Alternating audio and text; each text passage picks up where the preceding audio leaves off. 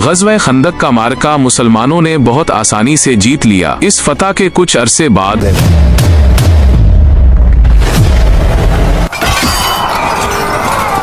नबी पाक सल्लल्लाहु अलैहि वसल्लम को ख्वाब नजर आया जिसमें वो अपने असहाब के साथ खाना काबा का तवाफ कर रहे हैं। तो नबी पाक सल्लल्लाहु अलैहि वसल्लम उस ख्वाब की ताबीर करने के लिए अपने तकरीबन 1500 से 1400 असहाब के साथ खाना काबा की तरफ रवाना हुए। लेकिन जब उसका इल्म कुफ़ारे मक्का का हुआ तो उन्होंने बीच रास्ते में ही नबी पाक के काफिले का रास्ता रोक दिया। अब नबी पाक ने उन कुफ़ारे मक्का से कहा कि हमारा मकसद सिर्फ और सिर्फ उम्रा करना है, लेकिन कुफ़ारे मक्का ने फिर भी उनका रास्ता रोक के रखा।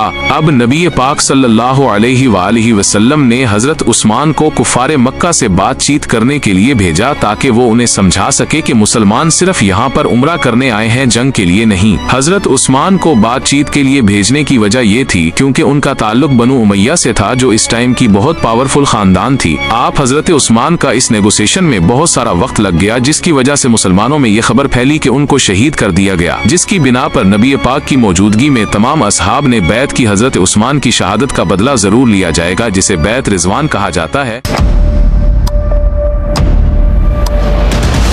लेकिन बस ये एक अफवाह थी। हजरत उस्मान बिल्कुल सेहत व सलामत मुसलमानों में वापस आ गए। लेकिन जब इस बैत रिजवान का कुफार को पता लगा तो वो समझ गए कि मुसलमान चाहे कुछ भी हो जाए पीछे हटने वाले नहीं हैं, जिसकी बिना पर कुफार मक्का और नबी पाक के दरमियान एक ट्रीटी साइन हुई, सुलह हुदैबिया।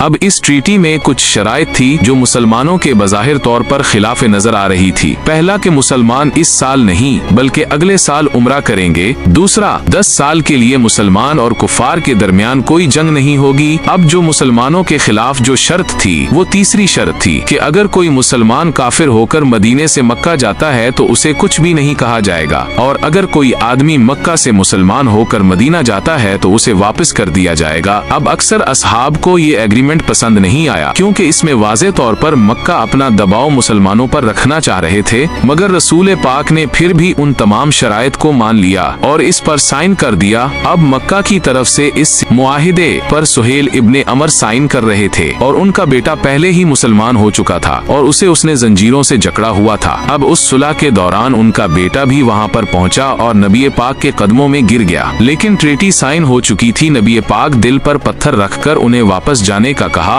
अब जितने लोग मुसलमान होकर मक्का से मदीना की तरफ आते और वापस भेज दिया जाता। अब यहाँ पर एंट्री होती है एक और शख्स की जो मक्का से मुसलमान होकर नबी पाक की तरफ आया, अबू बसीर। अब नबी पाक ने उन्हें भी वापस भेज दिया, लेकिन वो कुफार मक्का के पास वापस जाने के बजाय मक्का और मदीने के बीच में सहरा में आबाद हो गए और वहीं जाकर रहने लगे। अब जब भी कोई कुफार मक्का से मुसलमान होकर मदीने जाता और उसे वापस भेज दिया जाता, वो मक्का जाने की बजाय अबू बसीर के साथ यहाँ रहने लग जाता। आहिस्ता आहिस्ता से यहाँ एक बहुत बड़ा टाउन आबाद हो गया और ये जहाँ आबाद हुए थे एग्जैक्ट वहीं से शाम और मक्का के बीच में तिजारत होती थी। अब जब भी कोई कुफार मक्का का काफिला यहाँ से गुजरता तो मुसलमान उन्हें वहाँ पर पकड़ लेते और अपना बदला लेते। कुफार मक्का को रोजाना की बुनियाद पर लाखों दिरहम का नुकसान होने लगा। अब कुफार मक्का उससे तंग आ चुके थे और खुद ही रसूल पाक के पास पैगाम भेजा कि हमने जो सुलह हुदैबिया में तीसरा पॉइंट रखा था उसे खत्म किया जाए, कि अगर कोई कुफार मक्का में से मुसलमान होकर आपके पास आता है तो उसे मदीने में बाइज्जत रखा जाए। अब इस वजह से